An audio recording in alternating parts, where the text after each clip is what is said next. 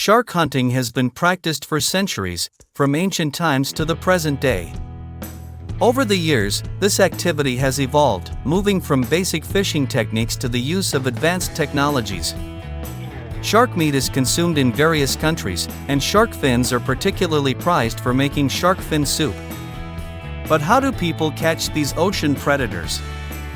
Let's take a closer look. For centuries, sharks have been valued for their high protein content and their economic importance. They've been hunted for food and commercial purposes, with around 100 million sharks killed annually. In the past, sharks were not seen as a conservation priority, often regarded as less important than other animals. However, as shark populations decline and the demand for their products increases, attitudes are beginning to change. In many countries, shark meat is readily available in supermarkets. In Asia, shark fins are especially coveted for use in expensive soups served at banquets. Despite the controversy surrounding it, shark skin is used to make clothing and accessories, and squalene, derived from their liver, is found in cosmetics, medicines, and lubricants. One common method of capturing sharks is net fishing. Fishermen use large mesh nets, designed specifically for this purpose, known as gill nets or encircling nets. These nets are set vertically in the water like a wall and can stretch for miles. When sharks swim through them, they become trapped in the mesh.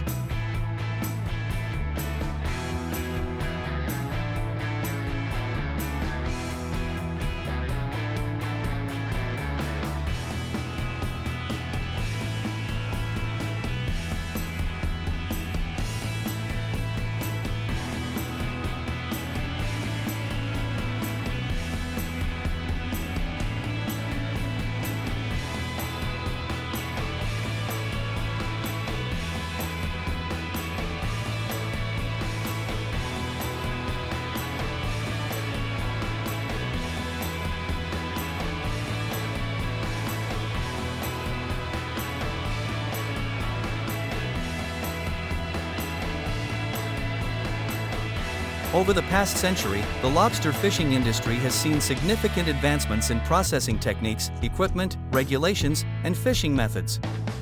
One of the most notable changes in the lobster market has been the surge in demand for live lobsters.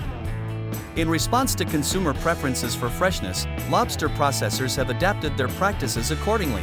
However, this shift has added pressure on fishermen, who must now catch and handle lobsters directly on the boat, as the initial steps of preservation and processing must occur there. Consequently, direct shipping has become commonplace, leading to a wide array of fresh and frozen lobster meat varieties available in the market. Lobster fishing along the northeast coast has been a tradition passed down through generations for centuries. Therefore, it is crucial not only to catch high-quality lobsters but also to ensure their sustained growth for future generations of fishermen. To this end, the U.S. government has implemented stricter regulations on lobster harvesting to promote the development and preservation of lobster resources in the ocean. Fishermen are required to obtain licenses for lobster harvesting and adhere to regulations regarding the minimum and maximum size of lobsters that can be harvested. These measures aim to safeguard the long-term sustainability of the lobster industry while preserving this age-old tradition for generations to come.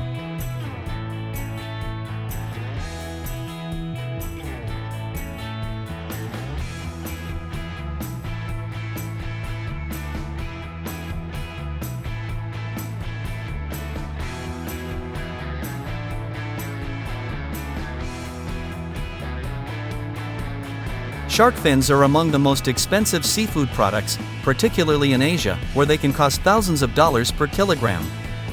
The demand for shark fins is driven by their cultural significance. Shark fin soup is considered a symbol of wealth and status in Chinese culture. It's commonly served at weddings and luxury events in places like Hong Kong and China. Every year, approximately 73 million sharks are killed for their fins, leading to a sharp decline in shark populations, with some species losing up to 90% of their numbers. Shark meat is eaten in various parts of the world, although it's less common than other types of seafood. Countries like Japan, South Korea, Australia, and some in Latin America use shark meat in various dishes. It can be made into steaks, soups, or even dried and salted for preservation. Shark meat is rich in protein, but larger sharks can carry high levels of mercury, which is a health concern.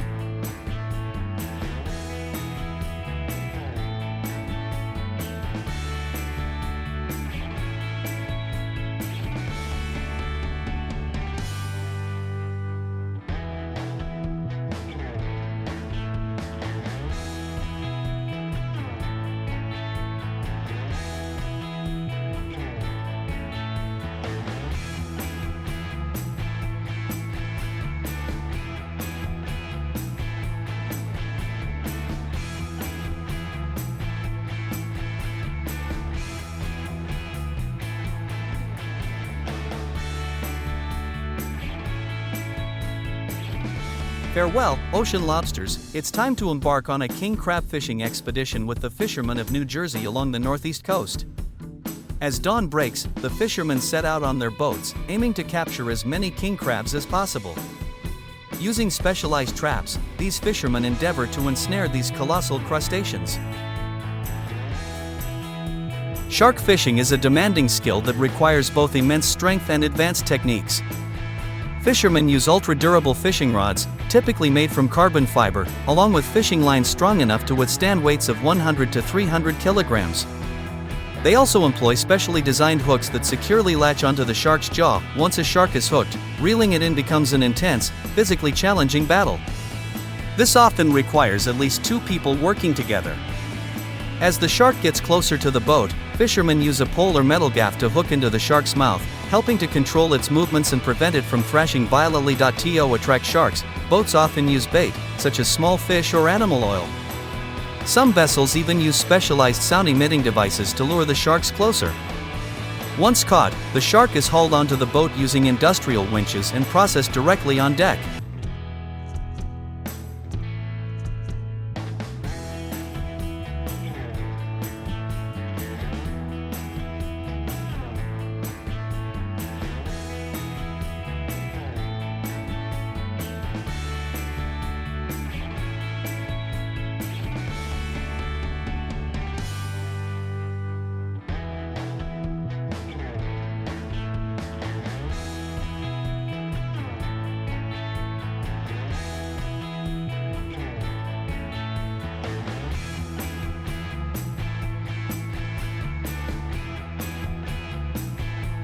The traps, typically crafted from wire mesh or wood, are baited with herring, flounder, or other seafood delicacies.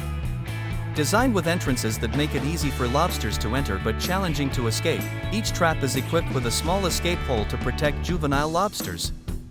Positioned on the seabed at depths ranging from 6 to 90 feet, the traps are left to soak for 2 to 3 days before being retrieved. Fishermen retrieve the traps by marking each trap's location. The trap line is then hauled onto the boat, secured to a hydraulic trap puller, a pulley-like mechanism that effortlessly hoists the trap from the seabed onto the vessel. Each trap can accommodate up to 20 lobsters, and after being meticulously inspected, the traps are reset in their original positions. This process is repeated diligently until the conclusion of the fishing season, establishing the rhythm and routine of the lobster fishing trade.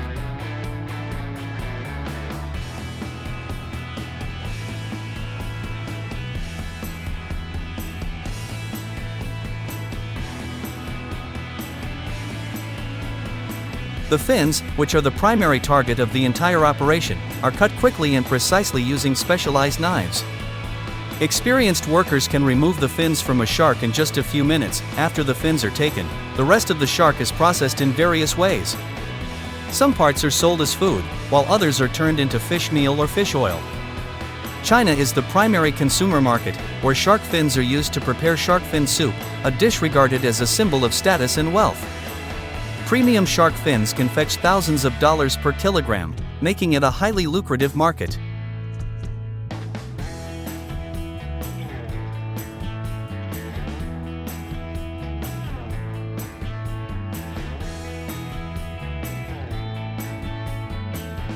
Each day, hundreds of sharks are transported to the processing facility, where workers meticulously extract their internal organs, leaving behind only the prized meat and fins. The shark meat then undergoes salting, a crucial step in its preparation for export. In more distant sea regions, freezing techniques are also employed to preserve the sharks during transit.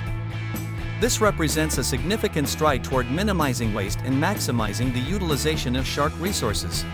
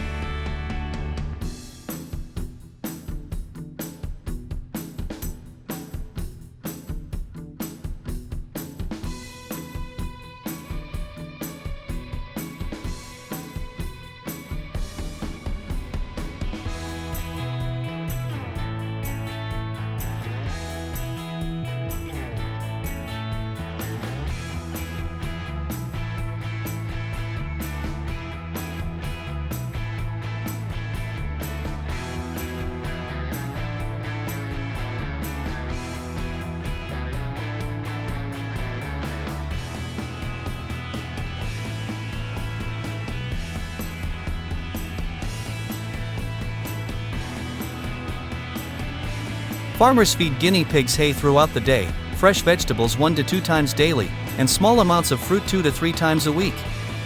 They often supplement their diet with guinea pig pellets to ensure the animals receive extra nutrients. Maintaining a hygienic and secure environment is critical to the success of guinea pig farming.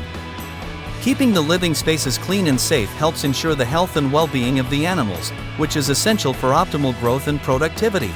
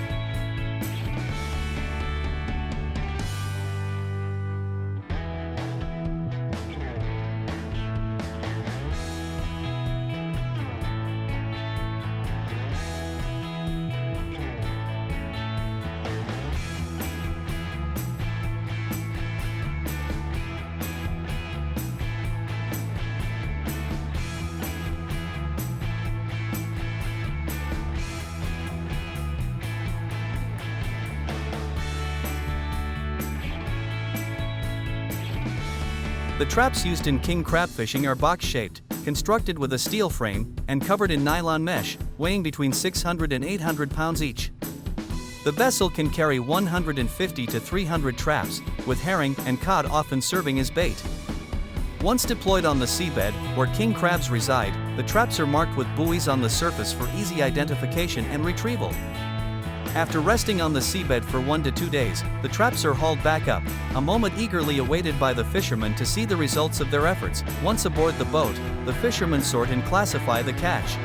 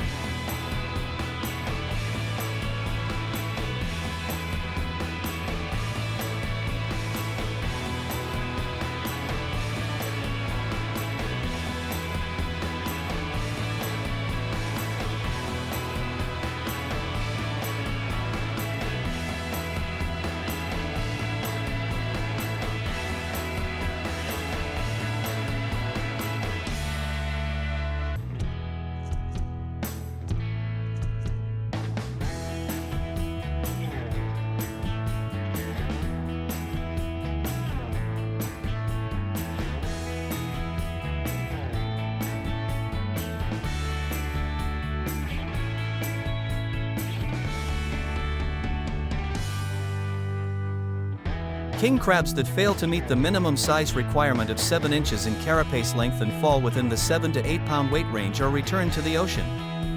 The crabs are kept alive in tanks aboard the boat until they reach shore for sale. Prompt removal of deceased crabs is essential, as they can release toxins that endanger the rest of the catch. Once at port, the king crabs are stored in oxygenated ice to maintain freshness. Alaskan king crab fishing typically takes place during the autumn months in the waters of Alaska and the Aleutian Islands. The crabs are then shipped globally. Legal hunting seasons determine the types of king crabs that can be harvested, with only males eligible for capture and processing. Despite the lucrative rewards, king crab fishing is perilous.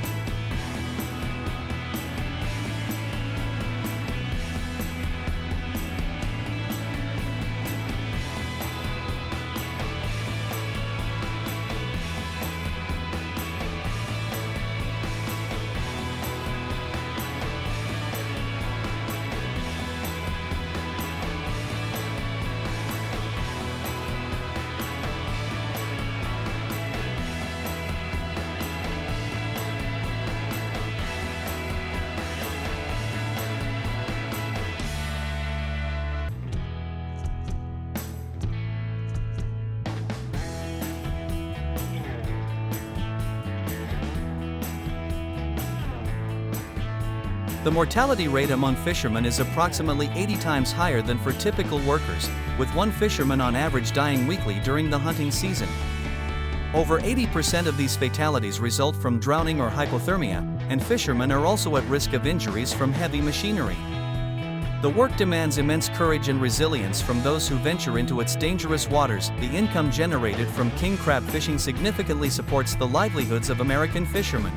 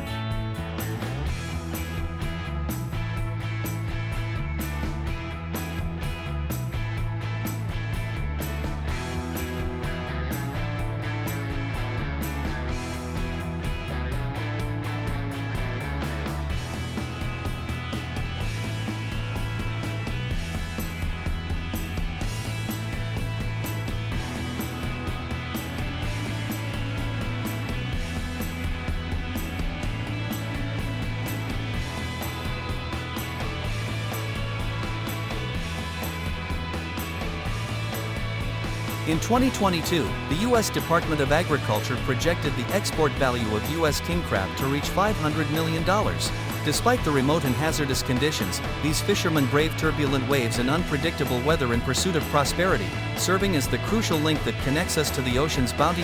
Fishermen's tireless efforts ensure that seafood from the depths of the ocean makes it to dinner tables worldwide. They bring us everything from lobsters to king crabs, making seafood a vital part of global cuisine. Would you be interested in learning more about the complexities of fishing in the seafood industry?